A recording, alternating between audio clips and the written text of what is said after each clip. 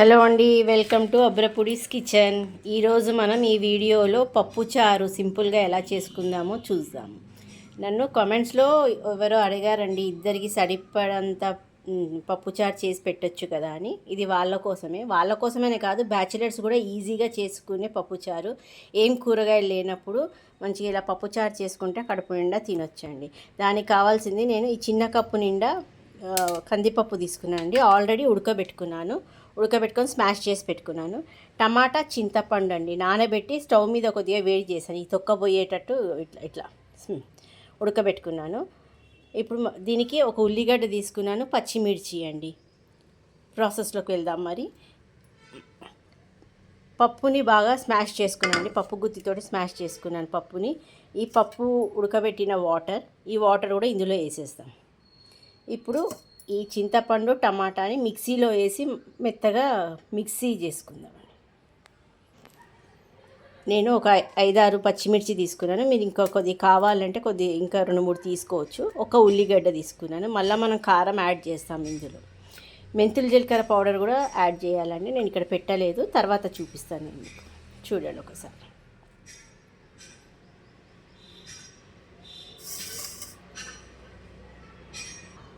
చూడండి, ఉల్లిగడ్డని, పచ్చిమిర్చిని ఇలా కోసుకున్నానండి. ఇప్పుడు ఇవి ఉన్నాయి కదా, ఇందులో వేసేస్తున్నాను, మిక్సీలో వేసేస్తున్నాను. పప్పుని ఇలా స్మాష్ చేసుకున్నాను. ఈ పప్పు ఉడకబెట్టిన వాటర్, పప్పు కట్ అంటారు కదా, ఇది ఇందులో వేసేస్తున్నాను.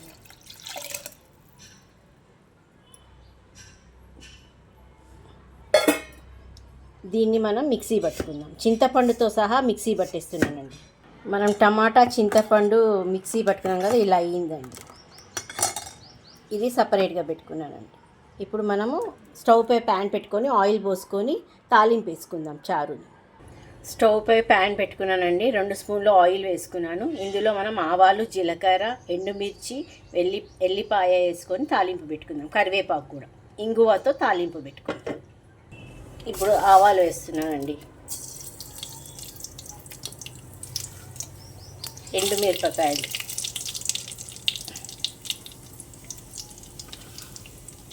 జీలకర్ర, వెల్లుల్లి రెబ్బలు, కరివేపాకు, కొద్దిగా ఇంగు. ఇప్పుడు ఇది బాగా కలుపుదామండి.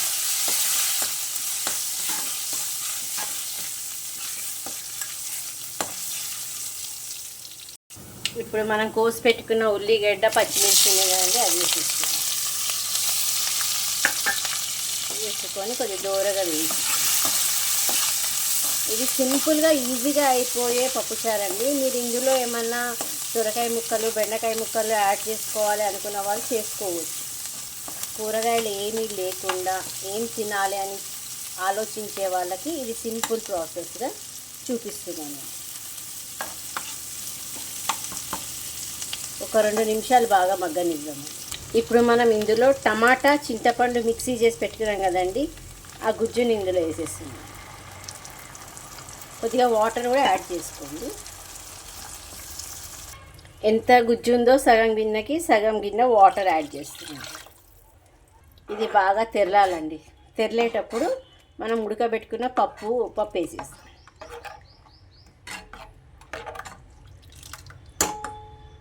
దీంట్లో మనం కొద్దిగా ఉప్పు వేసుకుందాం. ఉప్పు, కారం వేసేసుకుందాం.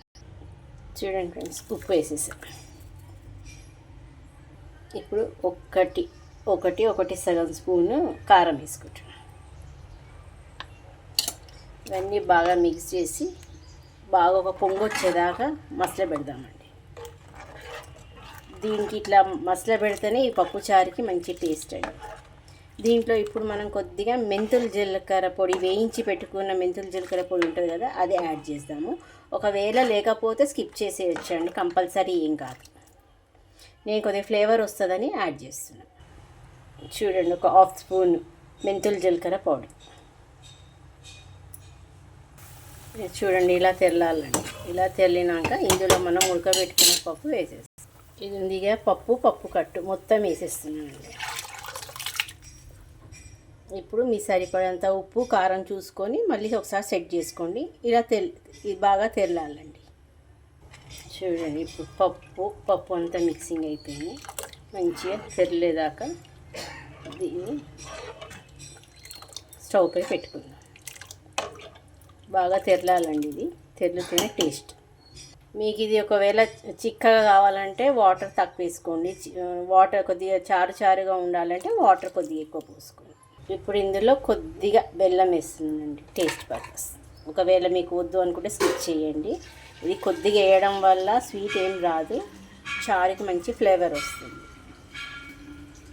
చూడండి ఫ్రెండ్స్, పప్పు చారు ఇలా తెరలేటప్పుడు మనం కొద్దిగా కొత్తిమీర వేసేసి దించేయాలి. ఇలా తెరలాలి. ఇలా తెల్లుతూనే పప్పుచారు మనకి మంచి టేస్టీగా ఉంటుంది. చూసారుగా. ఇప్పుడు మనం ఇది ఒక గిన్నెలోకి ట్రాన్స్ఫర్ చేసుకుందాం. చూడండి ఫ్రెండ్స్, వేడి వేడి పప్పుచారు. చూడండి, ఈజీగా సింపుల్గా అయిపోయే పప్పుచారు అండి. ఇది వేడి వేడి అన్నంలోకి మనము అప్పడం కానీ ఏదన్నా వేపుడు, మీకు నచ్చిన వేపుడుతోటి సర్వ్ చేసుకొని తినండి. ఈ వీడియో మీకు నచ్చినట్టయితే like, share and subscribe, comments చేయండి ఫ్రెండ్స్. మరిన్ని వీడియోస్ కోసం నెక్స్ట్ వీడియోలో కలుద్దాం. మరిన్ని వంటల వీడియోస్తో నెక్స్ట్ వీడియోలో కలుద్దాం ఫ్రెండ్స్. బాయ్. చూడండి వేడి వేడి పప్పుచారు. చూసారుగా, చూస్తుంటేనే నోట్లో నీళ్ళు వచ్చేసింది. రోజు దానికన్నా ఒక ముద్ద ఎక్కువ తింటామండి ఇలా చేసుకొని తింటే. మీరు ట్రై చేయండి. బాయ్.